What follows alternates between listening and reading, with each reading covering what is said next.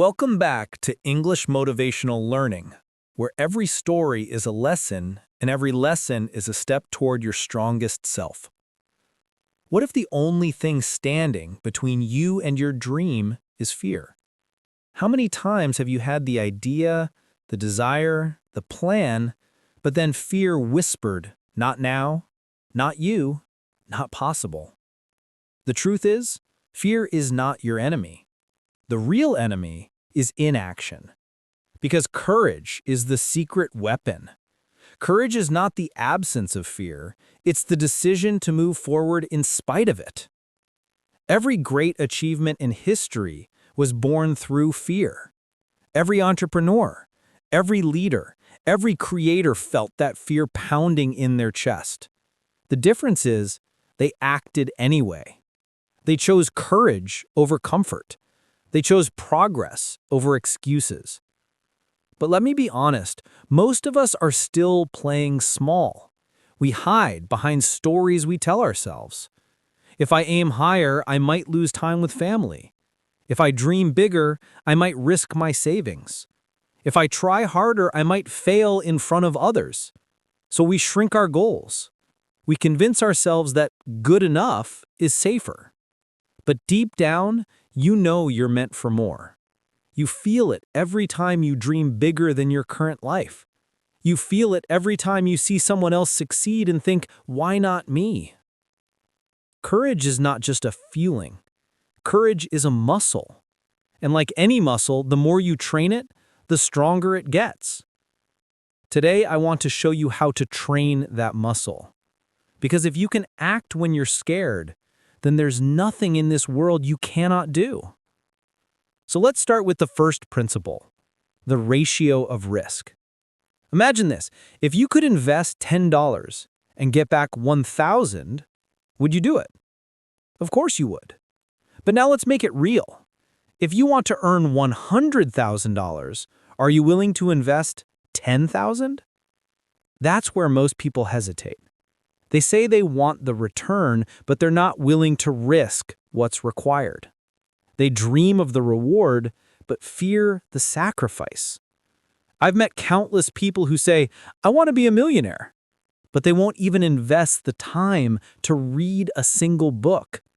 I've coached leaders who say, I want to build a $100 million company, but they freeze when faced with a $5 million decision.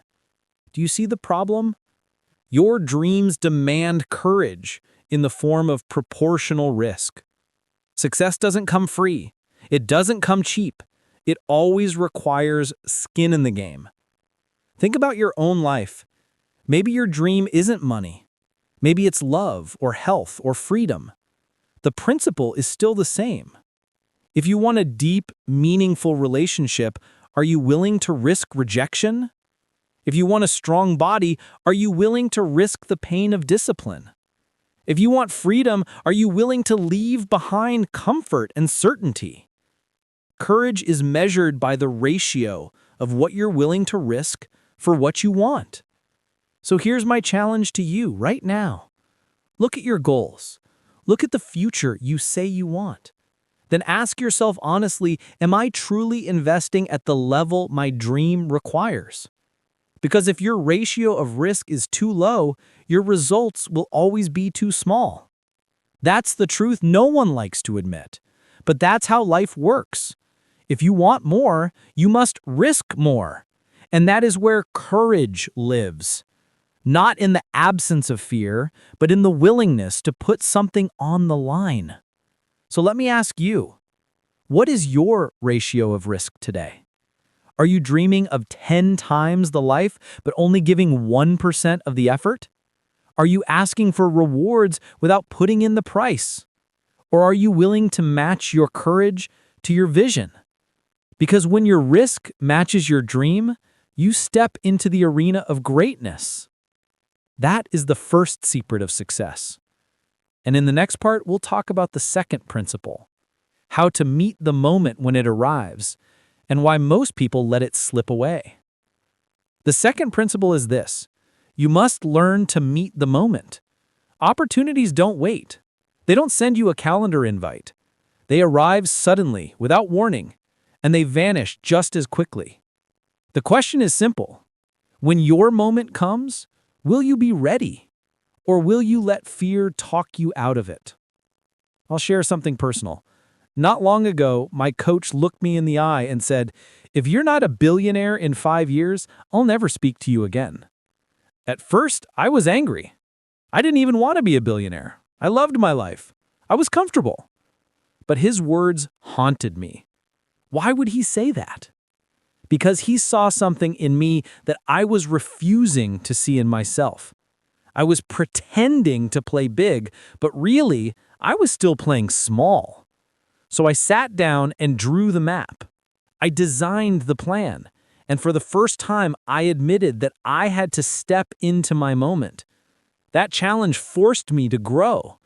And now I pass that same challenge on to you. When is the last time you were called to meet your moment? Did you step up? Or did you step back? Maybe it was a career opportunity. Maybe it was the chance to love someone deeply. Maybe it was the invitation to create something new. But you hesitated. You told yourself, "Not yet, not me, maybe later." And the moment slipped away. Greatness doesn't come later. Greatness comes when you meet the moment in front of you. So ask yourself right now, what moment is calling you today? Where in your life are you being asked to rise higher? Because courage is not only about ratios of risk, it's about saying yes when the door opens. It's about recognizing that your moment is now. And that brings us to the third principle: intention over results. Most people fail to act because they fear embarrassment, rejection, or falling short. They ask, "What if I try and it doesn't work?" But here's the truth. Your courage is not measured by your results. It's measured by your intentions. If you approach someone with honesty and respect, even if they say no, your courage remains.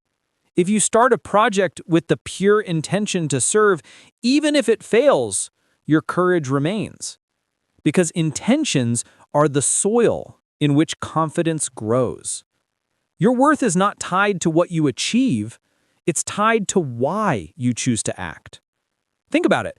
Would you be angry at a friend who tried their best to help you but fell short? Of course not. You'd appreciate their effort, their heart, their courage. So why judge yourself any differently? The world is kinder than you think. When your intentions are pure, even your failures can inspire. That's why I say this. Your intentions are your confidence. Your intentions are your courage. Your intentions are the seeds of your greatness. But courage cannot remain just an idea. It must become a habit. And that's where most people get stuck. They ask me, "What's the hack? What's the shortcut to success?" And I tell them the truth. There is no hack. There are only habits. So here's your homework. Choose one area of your life where you want to grow. Then commit to one daily habit that forces you to act with courage. If you're shy, talk to a stranger every day. If you're scared of rejection, make one bold ask every day. If you're afraid of failure, launch one small project every week. Expose yourself to fear over and over until fear loses its power. This is called exposure therapy. The more you face fear, the weaker it becomes, and the stronger you grow. Courage is not built in a single leap. It's built in daily reps. It's built in small, consistent acts that stretch you beyond your comfort zone. So don't wait for the perfect time. Don't wait until you feel ready. Start today, because the perfect time will never come. The only time you ever have is now. Let me leave you with this: 3 principles to live by. Number 1, understand the ratio of risk. If your dream is big, your investment must be big. Number 2, meet the moment. When the opportunity comes, say yes. Number 3, trust your intentions. Your worth is in why you act, not just in what you achieve. And finally, build the habit of courage. Every day, take one step that scares you. Because fear will always be there, but courage is choosing to act anyway. That is the secret of success. Act even when you're scared, because the world is waiting for what only you can create.